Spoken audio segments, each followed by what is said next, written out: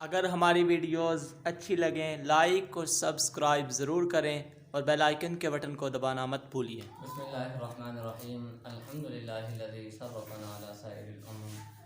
ہماری آج کی اس ویڈیو کا موضوع ہے کہ اللہ رب العالمین کی محبت کو کیسے اجاگر کیا جا سکتا ہے۔ دیکھیے، سب سے اہم جو چیز ہے وہ ہے اللہ تعالیٰ کی محبت۔ بندہ کسی آدمی سے تعلق رکھے اپنے خواہش کے لیے نہیں، بلکہ اس میں بھی اللہ تعالیٰ کی محبت ہونی چاہیے۔ بندہ کوئی نیکی کا کام کرے اس میں بھی اللہ کی محبت ہونی چاہیے۔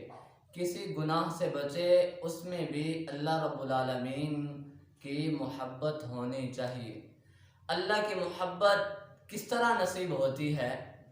پچھلی ویڈیوز میں ہماری یہ بات چلتی آ رہی ہے کہ ہمیں گناہوں کو چھوڑنا پڑے گا اور نیکیوں کو اختیار کرنا پڑے گا، اور آپ علیہ السلام نے جن کاموں کا کرنے کا کہا انہیں کرنا پڑے گا، اور جن سے روکا ہے ان سے رکنا پڑے گا۔ دیکھیے، جن لوگوں کو اللہ رب العالمین کی محبت نصیب ہو جاتی ہے پھر ان کی زندگی کس طرح گزرتی ہے، ایک دو واقعات اس پر سنا کر پھر اللہ کی ہم سے کتنی محبت ہے یہ سنا کر اپنی بات ختم کروں گا۔ دیکھیے، حضرت عیسیٰ علیہ السلام کے زمانے میں ایک آدمی حضرت عیسیٰ علیہ السلام کے پاس گیا، جا کر کہنے لگا، اے عیسیٰ علیہ السلام، آپ اللہ سے دعا کریں کہ اللہ مجھے اپنی محبت کا ایک ذرہ نصیب فرما دیں۔ حضرت عیسیٰ علیہ السلام نے فرمایا، نہیں، ذرہ تو زیادہ ہے۔ وہ کہنے لگا، اچھا آپ دعا کر دیں آدھا ذرہ نصیب ہو جائے۔ تو جواب ملا حضرت عیسیٰ علیہ السلام کو کہ آدھا ذرہ ہم نے اسے نصیب کر دیا ہے۔ اس بندے کو اللہ رب العالمین کی محبت کا آدھا ذرہ نصیب ہو گیا، وہ عبادات کے اندر منہمک ہو گیا۔ کچھ دن کے بعد حضرت عیسیٰ علیہ السلام نے سوچا کہ میں اس بندے کا حال تو دریافت کر کے آؤں۔ آپ گئے، اس کے پاس جا کے بیٹھے، اسے بلاتے رہے، اس آدمی نے ان کی طرف کوئی توجہ نہیں کی، ان کی کسی بات کی طرف اپنے کان کو نہیں دھرا، یعنی کوئی التفات نہیں کیا۔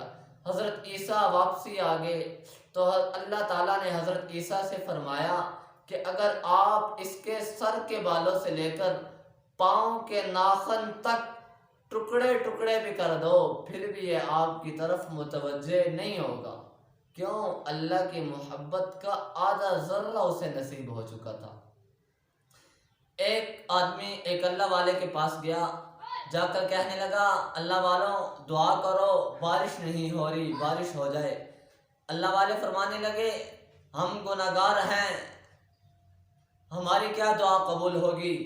ہاں، آپ ایک کام کرو، گھر کے اندر رومال لے کر رومال کو بھگو کر گیلا کر کے کسی چیز سے باندھ دو، جب تک وہ رومال سوکھ جائے گا یعنی سوکھنے لگے گا تو بارش ہونا شروع ہو جائے گی۔ تو وہ آدمی یعنی اس اللہ والے نے کیا کہا تھا کہ رومال کو باندھ دو جا کے گھر۔ وہ آدمی گیا، جا کے اس نے رومال ابھی باندھا ہی، رومال سوکھنا تو دور کی بات تھی، رومال صرف باندھتا گیا، بارش ہونا شروع ہو گئی۔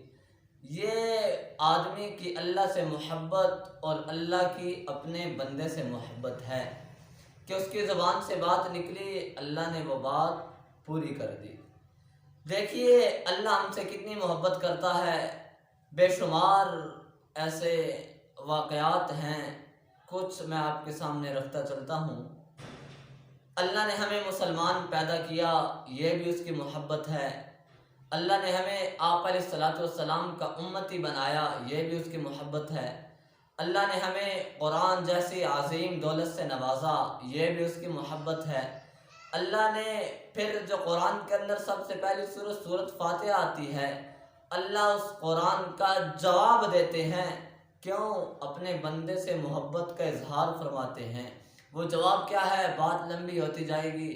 پھر دیکھیے، اللہ رب العالمین رات کے آخری حصے میں اپنے بندوں کو پکار کے کہتے ہیں کوئی ہے مانگنے والا، کوئی ہے بخشش مانگنے والا، کوئی ہے رزق مانگنے والا، میں اسے رزق دوں۔ یہ اللہ کی ہم سے محبت ہی ہے۔ وہ ایک واقعہ مشہور ہے کہ ایک آدمی 100 سال تک یا سمن یا صنم یا صنم کہتا رہا، پر اس بت نے نہیں سنی۔ اس کی زبان سے ایک دفعہ غلطی سے نکل گیا یا سمد۔ اللہ نے فوراً جواب دیا، لبیک یا عبدی، اے میرے بندے میں حاضر ہوں۔ فرشتے نے کہا، یا اللہ یہ تو پہلے بت کو پکارتا تھا اور اب غلطی سے ایک مرتبہ آپ کا نام اس کی زبان سے نکل آیا، آپ فوراً اس کی طرف متوجہ ہو گئے۔ اللہ فرمانے لگے، اگر وہ بت بھی نہ سنے اور میں بھی نہ سنوں، اس بت میں اور مجھ میں کیا فرق ہے؟